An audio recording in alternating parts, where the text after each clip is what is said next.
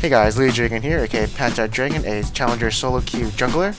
And today I want to be going over the 5 top junglers of solo queue. As this patch people have gotten nerfed and people in the last patch I haven't gone over have gotten buffed. So now we'll be seeing who are the top 5 junglers for patch 4.4. First up on the list we do have Lee Sin. So this guy I should include in my last tier list. I actually think he's actually really good, and I will explain why. Lee Sin has an extremely good early game. Every time he comes to your lane, he can chunk you and doesn't even have to kill you. He can just drive you out of the lane, maybe burn a few summoners, and you'll lose a lot of CS, and should be considered one of the high pressure early game junglers. Lee Sin is also very extremely mobile around the map, as he does have a lot of skills which can put him from point A to B very quickly. And with this mobility, he can actually get into your lane, gank you, chunk you, or kill you, or blow some summoners, and then come back later. Lee Sin also has one of the highest early game damages in the game, as he does have great burst damage and sustained damage, since he does have 6 skills and of course the passive that gives him 40% attack speed. Lee Sin also has a lot of gap closers. His Q is like 9 seconds at max rank, is one gap closer, and the second one would be his safeguard, which is also up every 8 seconds or so, and basically Lee Sin can chase forever and hunt you down like no tomorrow. Lee Sin is also one of the strongest duelists early game and can 1v1 most champions, as he does have strong burst damage, sustained damage, and crowd control. Alright, so the cons with Lee Sin is that he's got a very high skill cap. For some people his combo is not easily done, and some people can't land Qs, and some people get confused with how to use his skills. Lee Sin does fall off late game a bit because his damage kinda gets diminished as people start building armor, and if he starts building damage he'll be squishier later and can be blown up. And if Lee Sin dies early game, he'll be weak.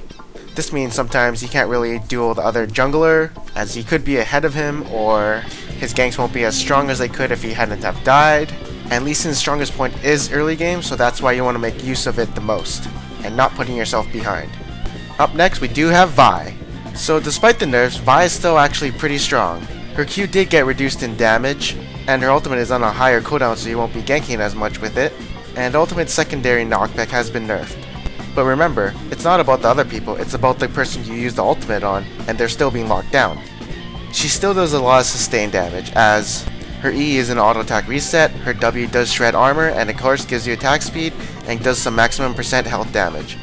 And her Q is up every 8 seconds for some burst damage, and of course CC. Vi's ganks are still very strong. She does bring a gap closer, a burst combo, and a lot of sustained damage. And now when mid game comes, she's still very good at picking people off. She can 1v1 a lot of people with her burst damage, sustained damage, and tankiness.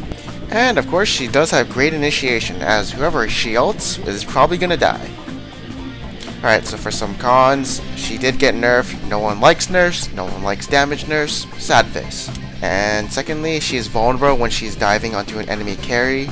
If Vi isn't tanky enough, she can easily be dealt with at the beginning of the fight and burst it down, and she'll just be out of the fight after her ultimate's done. Alright, so next up we do have Pantheon. Like every jungler I've already listed so far, he does have a high pressure early game. Because he can just walk into your lane, one stun, you will have to blow something because you know you're gonna die. Pantheon has one of the highest damage early game. He has high AD ratios, he's got high base damages, and most of his skills are low cooldown, so you can be using them often. Pantheon is also a really good duelist against auto attackers because of his passive. In say a 1v1 scenario, you could be, let's say, 1v1ing Nocturne. You're probably going to get at least 3 blocks off because you're going to auto attack at least 6 times, use your W at least once, and that's about 3 blocks. Like Nocturne's Q does give him like 120 AD, you can block out 3 of those shots, that's 360 damage gone.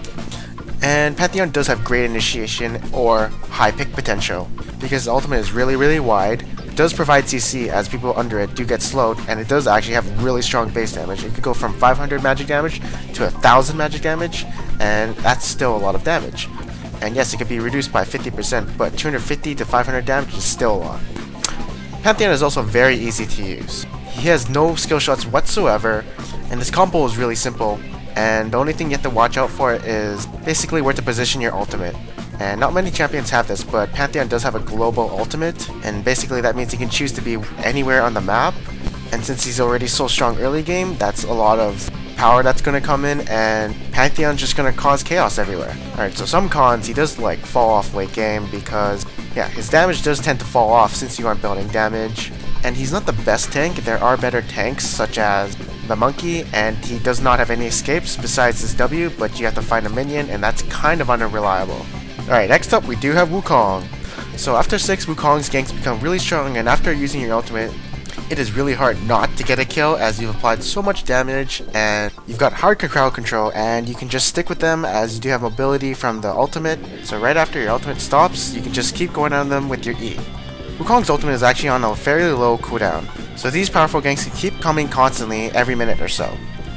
Wukong does scale very well into mid and late game because he does have that AoE wombo combo ultimate. He's got very strong high base damages, and he's just naturally tanky because of his passive. Some cons of Wukong is that he's not an early game high pressure jungler.